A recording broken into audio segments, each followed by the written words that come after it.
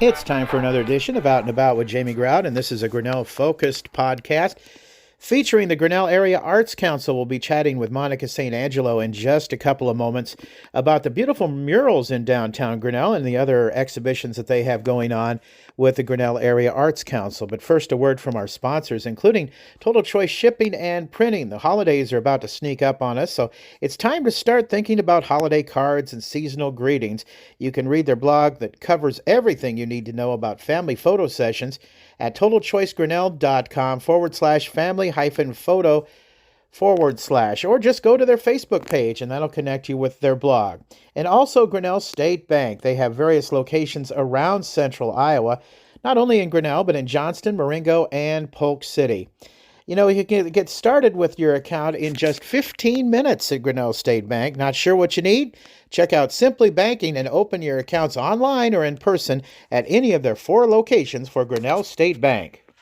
It's time for another edition of Out and About with Jamie Grout, and this time around we're talking with Monica St Angelo, who's Director of Operations for the Grinnell Area Arts Council. And I have to thank Kyle Stock from Brown Shoe Fit for turning me on to the Grinnell Area Arts Council and the murals that you have all around, especially downtown. Yeah. He pointed one out to me in particular, and so I figured, I need to go to the source and talk to the person who kind of headed up this whole operation. Let's talk about your murals and kind of the history behind them and the people that you have done the murals on. Sure. Well, the mural project started in conversation with Monique Shore, who was the curator of a project at our local library called the Poweshiek History Preservation Project. And folks would bring family photos to her, or there already an archive of historical photos at the library that she would share on Facebook. And people can also go to the library website. But there were so many cool photos, and we started talking about how can we bring these photos to a greater audience, because not everybody's on Facebook, not everybody's going to have digital access. So how can we share these photos and these stories on a bigger scale?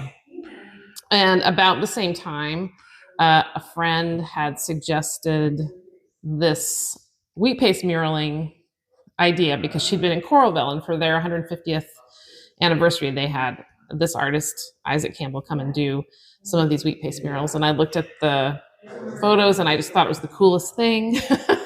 Sure. And Isaac Campbell, the artist, is from Iowa. He's from Ottumwa. And we just started talking, and we contacted Isaac, and he came to visit. We walked around Grinnell. It was 100 degrees. Wow. And he was immediately very excited about this idea. And what made it even more exciting is that we were celebrating. We knew we were going to be celebrating Edith Renfro Smith, who was a Black woman who was born and raised in Grinnell, and she went to Grinnell High School. Then she went to Grinnell College.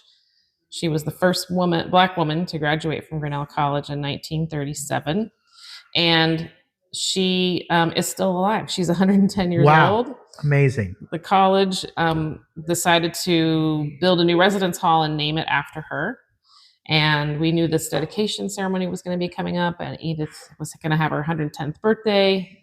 So sort of a lot of factors kind of came together to make the timing sort of speak to us about when to do this project. Who else do you have murals of? Sure. So we have a few that are connected to Edith Renfro Smith's family. So we have one of her and her sisters from the 1940s. We have one of her aunt, who was the first woman in Grinnell to open a ladies' salon at the turn of the 20th century. So she was a small business owner. She was Edith Renfro Smith's aunt. She just happened to be. We have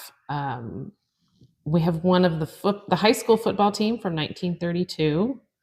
We have one of Billy Robinson, who was a pioneer aviator, and you may have heard of him before because he's a relatively well-known historical figure from Grinnell. He made some revolutionary innovations to the radial motor that I believe are still in use today for airplanes. And he actually died trying to set an altitude record. Oh, really? Yeah. Okay. Yes. All right. And he had started off as a bike mechanic, in Grinnell, and then he started tinkering, and people were starting to make planes. That's interesting you should say that, because if history and memory serves correctly, Orville and Wilbur Wright started out with a bike shop before they, discovered how to fly an airplane. Yeah. So that's kind of a neat connection there. Right. Exactly. Who else do you have as far as historical figures on those murals? Well, we wanted to do a combination of people who were kind of well known and people who were just everyday people. So we have a really wonderful mural of some high school students just goofing around with a sousaphone. Okay. From 1937, I think that photo is. It's just, we wanted people to be able to relate to what they were seeing. So we called it Connection, so that they could, look at a photo and think like, that could be me, or we do that now. We still have a high school band now. We have high school football. I think the last big one that I haven't mentioned yet is a photo of two folks from Newburgh, which is just north of here, riding their bicycles on a dirt road. And it's just a great photo. And again, in Grinnell right now, we have lots of people who love to ride their bikes. We have a gravel riding club. So, trying to look for those photos that would help people make connections. I guess the last ones I didn't mention are that we have Edith Renfro Smith's college graduation photo on the Art Center, actually.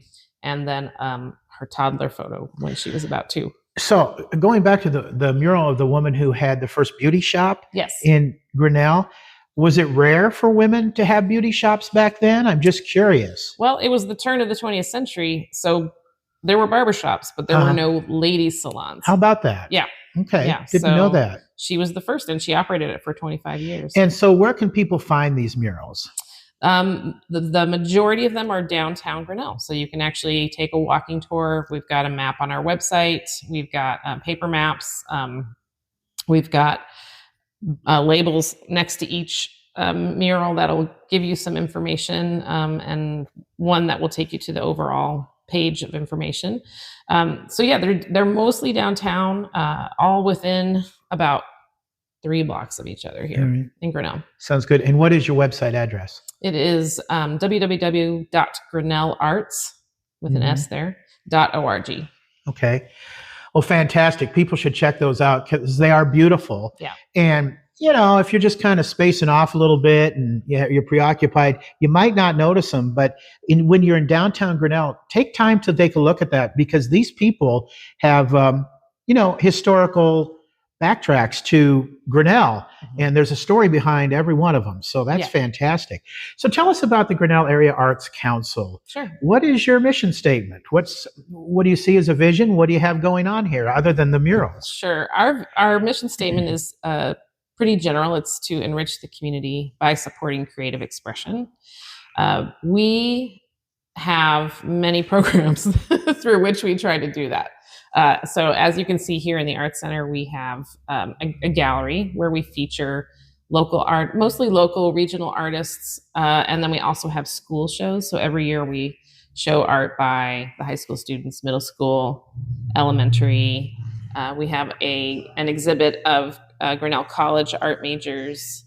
And then we also have a theater in this building where the Grinnell Community Theater performs its shows, most of its shows. We have an after-school education program for kids. It's an arts education. We also run a variety of different arts education classes.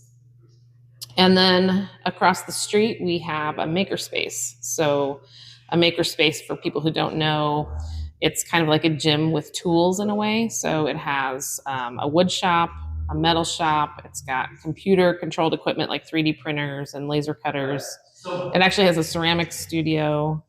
And so people can join that kind of like a membership in case you don't have a wood shop at home, but you want to be able to use one or build something. We run classes there. And then we also umbrella a couple of other programs, including the Grinnell Community Band, the Turlocker Pipe Band. I think that's everything.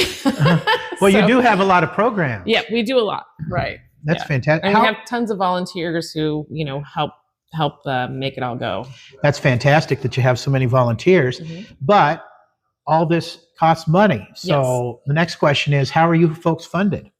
In a variety of ways, like any small nonprofit. So our primary support is by donation. I So see. we every year appeal to the town of Grinnell. Okay. But we also some years ago established an endowment. So we have a small endowment that helps fund our operations, and then through revenue for our programs. So classes, play performances, all that sort of thing, bring in some revenue too. So through the combination of those is how we fund our programming. But of course, always looking for more donations. Of course you are.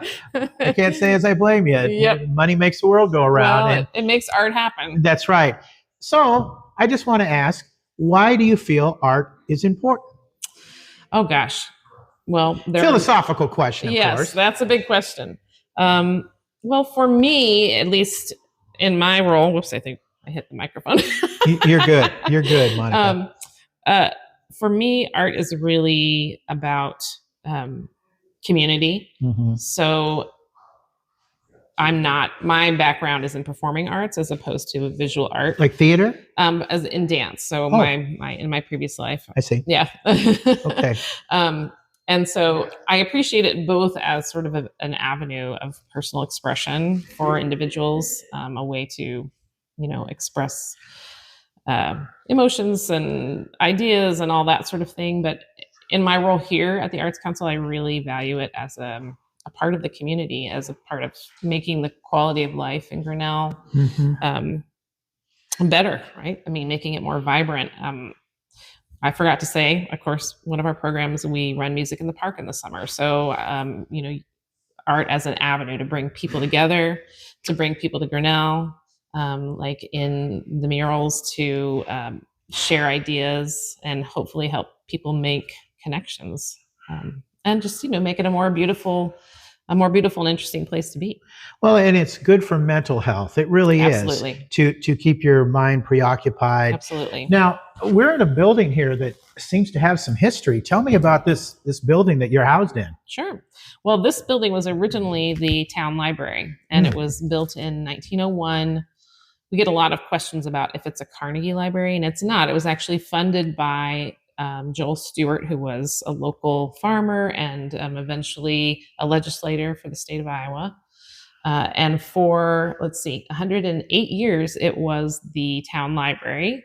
But as you can imagine, they outgrew it. Sure. And so they built a beautiful new library. And in 2009, they moved there, and the Arts Council negotiated with the city, brought some of these smaller nonprofits that I've talked about. So like the community theater, the band, all that sort of thing, kind of brought everybody together to be one unit in order to make it feasible to occupy this space.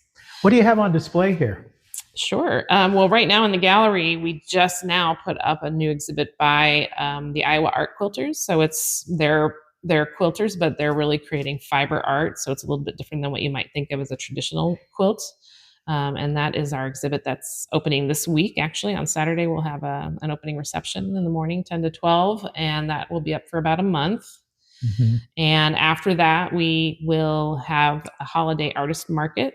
So every year on Jingle Bell Holiday, which is Grinnell's, Christmas, Christmas kickoff, which is the Friday before Thanksgiving, we open an artist market. So lots of folks from Grinnell and surrounding areas who have items for sale. And it's always really popular. We've got lots of great items, everything from wall art to ceramics to jewelry, just a wide variety of things. That's great that you have that outlet for artists to be able to sell those kinds of things. Now, any of the art that's within this building, is it for sale or is it not? What's the kind of the status of some of this? Some of this is ours that we've kind of collected over the years. I just realized a mural I forgot to mention, which is it's a cat.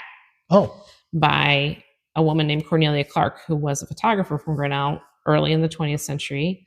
And she dressed up her cats in domestic situations. And she actually published a book through Doubleday called Peter and Polly, which was all these photos of her cats. No kidding. Which they're so fabulous. And so we blew one up big of a cat ironing.